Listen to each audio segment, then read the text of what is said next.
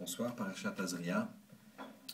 Donc nous avons, au début de la Paracha, des psukim qui nous expliquent que quand une femme, elle va accoucher et avoir un garçon, elle restera 7 jours dans ses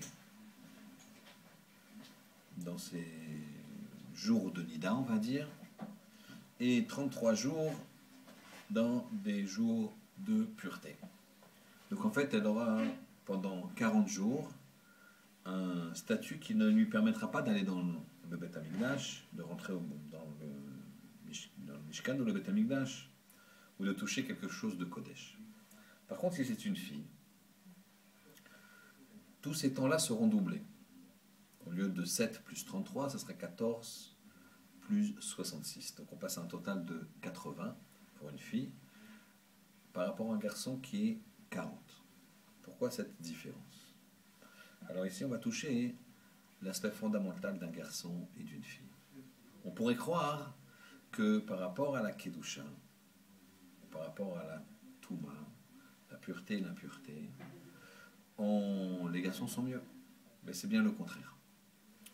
Une femme, quand elle accouche d'une jeune fille, la jeune fille, le bébé féminin, est porteur d'une grande Kedusha, on va dire d'un sens positif très très important. Et donc, il sort du corps de cette femme un grand potentiel de Kedusha, de positif. Donc il rentre à la place, c'est mathématique entre guillemets, un potentiel négatif. Par contre, quand c'est un garçon, il y a un grand potentiel aussi de Kedusha, mais qui est moindre. Et donc quand il est remplacé par un potentiel négatif, qu'on va appeler la Touma, l'impureté, puisque c'est proportionnel. Je rappelle que la notion de pureté et d'impureté est la suivante. La pureté, c'est quand il y a de l'avenir. L'impureté, c'est quand il n'y a pas d'avenir. Cette femme-là, elle ne peut plus se présenter devant un Kadosh Baruch Hu, elle ne peut plus aller dans un Beth Amikdash, elle ne peut plus toucher quelque chose de Kodesh. Donc, il y a cette notion de manque d'avenir. On va appeler ça de la Touma, de l'impureté. Mais le mot impur est, donc vous avez compris, mal, c'est pas une traduction qui colle tellement, mais c'est ce qui est de plus proche. On va dire quand il y a de l'avenir ou quand il n'y a pas d'avenir. La femme, la fille s'appelle Bat, c'est la maison, c'est le réceptacle, c'est l'essentiel. Le fils s'appelle Ben, lui va construire.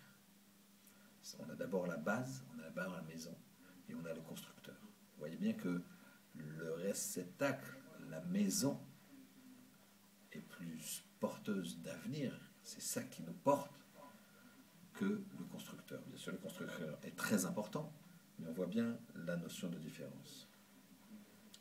Ici, on va en tirer un moussard extraordinaire.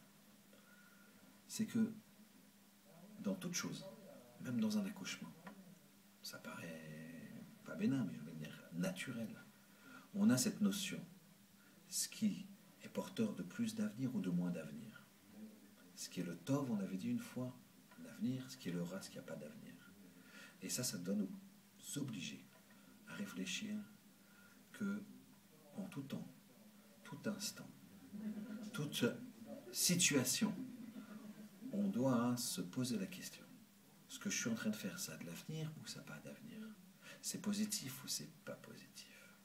Dans tout, dans la relation avec son prochain, dans notre relation avec Akadosh Baruch Hu. Ça, c'est le point essentiel ici. Ne pas se tromper. Il faut à chaque fois que notre action, notre pensée, notre façon de voir, notre façon de comprendre, toutes ces choses-là doivent être orientées vers quelque chose de positif, vers quelque chose qui nous présente un projet. Alors qu'Hachem y fasse qu'on comprenne que la vie ne se joue pas comme ça, en regardant un accouchement, ah, c'est bien, Mazel Tov. Non, non, non. Une bar mitzvah, le travail, une réussite ou pas, et on passe, et on le prend au premier degré. Non, non, non. Ces choses-là doivent se voir dans le sens d'une progression vers Hachem, d'une progression vers soi dans son rapport avec l'autre, ou le contraire, Chas de Shalom, d'un recul. C'est ça qu'il faut voir dans chacun de nos actions, qu'Hachem nous aide à être tout le temps portés vers le Tov, tout le temps portés vers l'avenir. Shabbat Shalom.